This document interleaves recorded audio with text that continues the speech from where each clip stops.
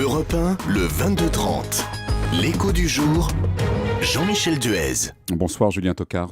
Bonsoir. Vous êtes le président de l'Ordre des experts comptables d'Île-de-France et nous allons parler avec vous des journées de la transmission d'entreprise qui se dérouleront la semaine prochaine au Palais des Congrès à Paris. Ce sera lundi et mardi et dont Europe 1 d'ailleurs est très fier d'être partenaire. Alors ce sont 2 journées d'information destinées d'abord aux entrepreneurs mais pas seulement. Qui peut venir à ces journées de la transmission d'entreprise ? Alors, ces journées de la transmission d'entreprise ont été faites justement pour montrer que la transmission, ça demande un certain nombre de compétences et notamment dans l'interprofessionnalité.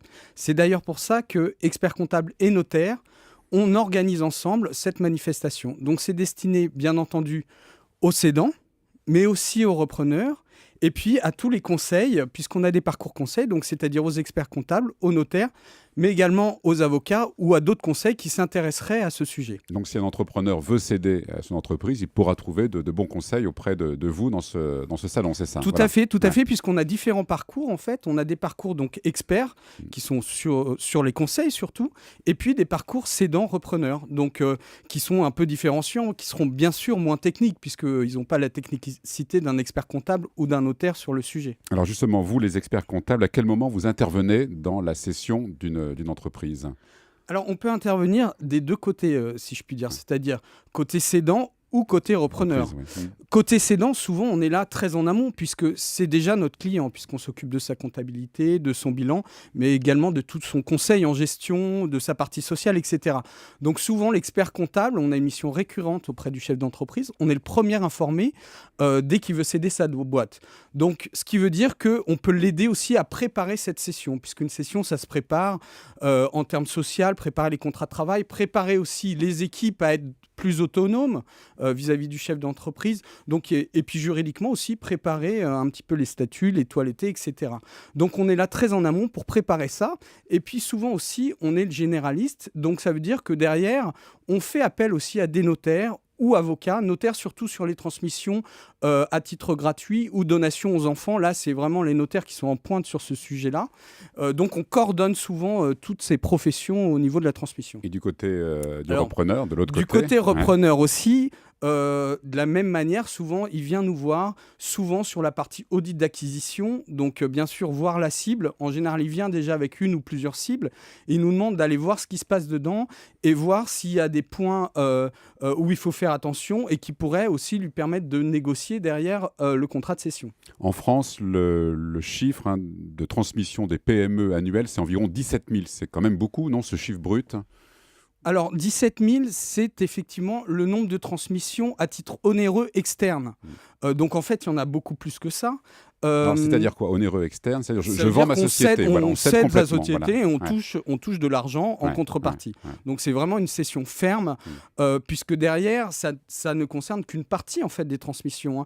Il y a toutes les transmissions internes, c'est-à-dire à la famille, mais aussi au personnel, puisque, il ne faut pas l'oublier aussi, il y a souvent des cadres qui reprennent des entreprises. Et ça représente combien, justement, ces cessions internes ? Alors, si on regarde sur l'ensemble des transmissions, les cessions internes représentent à peu près 34% des transmissions, les cessions externes à peu près 44%, et les disparitions, n'oublions pas ça, 22%. Ça veut dire qu'il y a une grande partie des entreprises qui disparaissent naturellement quand le chef d'entreprise, majoritairement, part à la retraite. Et les autres raisons, quand on cède une entreprise, c'est pour toucher des plus-values, non ? C'est la motivation principale ? La motivation principale, c'est vraiment le départ à la retraite. C'est à peu près 66% des cédants. Après, effectivement, y a différentes raisons. Ça peut être qu'on a envie de faire autre chose, effectivement, effectuer sa plus-value et, je ne sais pas, partir au soleil. Donc, il peut y avoir multiples raisons. Voilà. Qui reprend les entreprises donc, de l'autre côté ? Alors, on a récupéré une moyenne des repreneurs. Ils sont en moyenne âgés de 46 ans.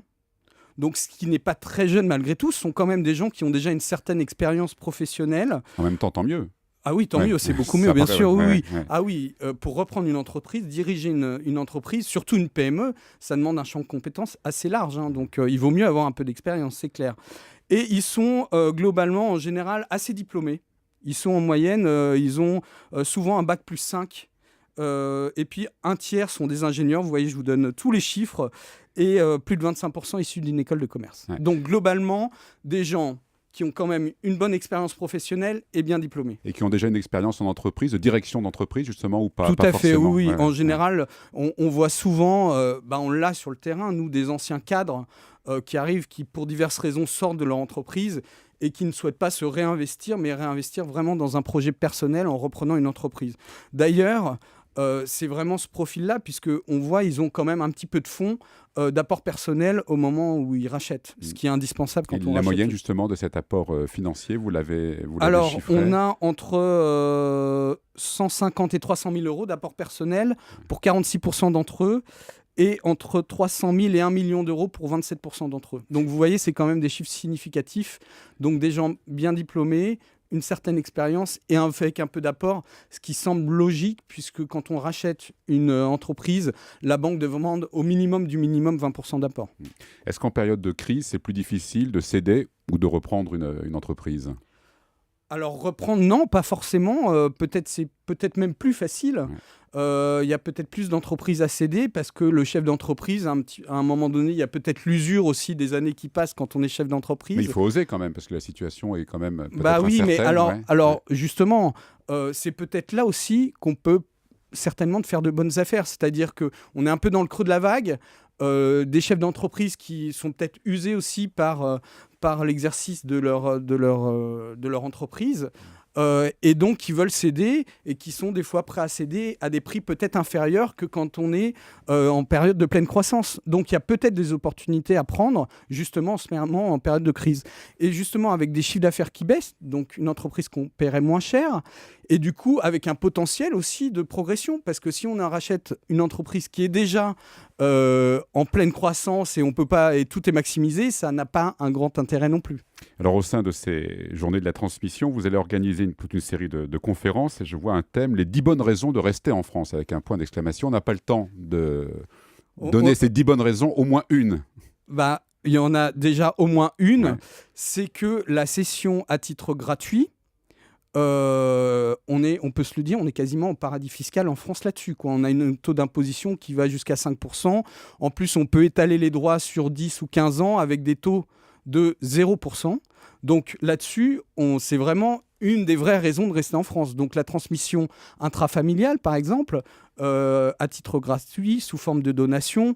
Là, on est vraiment sur des taux très très bas. On est parmi les pays au monde où les taux d'imposition sont les plus bas. Mais donc voilà une très bonne raison. C'est uniquement dans le cadre familial, ça, cette session? Oui, cession à titre gratuit, en général, c'est dans le cadre familial, oui. Merci Julien Tocars, président de l'Ordre des experts comptables d'Île-de-France, pour ces journées de la transmission d'entreprise la semaine prochaine, lundi, mardi, au Palais des Congrès de Paris. Vous pouvez retrouver cette interview sur le site internet d'Europe 1, europe1.fr. Merci. Merci à vous.